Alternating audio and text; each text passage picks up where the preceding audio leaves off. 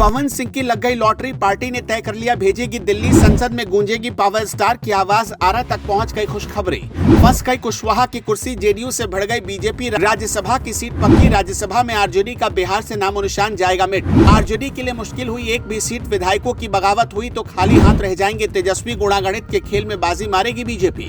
सच पूछिए तो तेजस्वी यादव का सीना धक धक कर रहा होगा। जिस बिहार से अब तक 2 राज्यसभा की सीटें उनके पास थी, अब वो दोनों हाथ से फिसलने वाली है, क्योंकि अप्रैल 2026 में खाली हो रही इन सीटों पर सबसे ज्यादा मुश्किल आरजेडी के लिए होने वाली है। बिहार की सियासत में इन दिनों जो हवा चल रही है, उसने भविष्य के कई बड़े चेहरों की राजनीतिक दिशा तय कर दी है। एक रिपोर्ट के मुताबिक साल 2026 में होने वाले राज्यसभा चुनाव को लेकर जो समीकरण सामने आए, उन्होंने महागठबंधन के खेमे में भारी हलचल पैदा कर दी।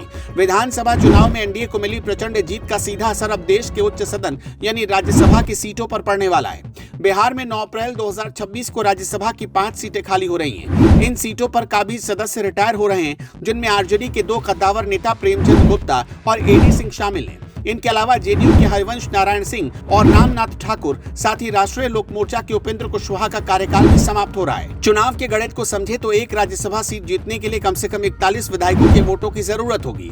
हालिया विधानसभा चुनाव के बाद एनडीए के पास विधायकों का इतना भारी समर्थन है कि वो 5 में से 4 सीटें बहुत आसानी से कब्जा कर सकती है। इस स्थिति में आरजेडी के लिए अपनी दोनों सीटें बचाना लगभग नामुमकिन बन चुका है। अगर आरजेडी के विधायकों ने बगावत की या क्रॉस वोटिंग की तो 5 की 5 सीटें एनडीए, बीजेपी या जेडीयू के खाते में जा सकती हैं। इस चुनाव में सबसे ज्यादा चर्चा भाजपा के युवा चेहरे और बिहार के कद्दावर नेता नितिन नवीन को लेकर हो रही। नितिन नवीन को हाल ही में भाजपा का राष्ट्रीय कार्यकारी अध्यक्ष बनाया गया। चर्चा यह है कि पार्टी उन्हें राज्यसभा भेजकर दिल्ली की राजनीति में बड़ी जिम्मेदारी सौंप सकती है। अगर ऐसा होता है तो वो बांकीपुर विधानसभा क्षेत्र से इस्तीफा दे देंगे। इसके साथ ही एक और नाम जिसने सबको चौंकाया है, वो है पावर स्टार पवन सिंह का।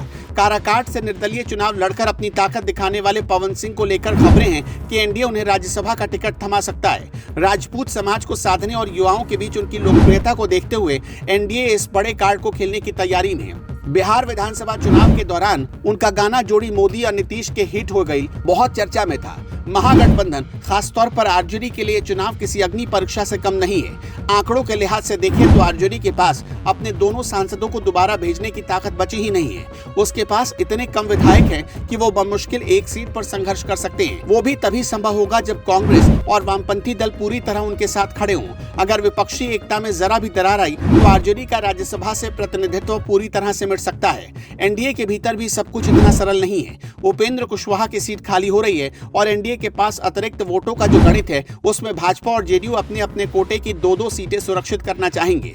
ऐसे में उपेंद्र कुशवाहा को दोबारा मौका मिलेगा या उनकी जगह पर किसी नए चेहरे को लाया जाएगा, ये एनडीए के शीर्ष नेतृत्व के लिए बड़ा फैसला होगा।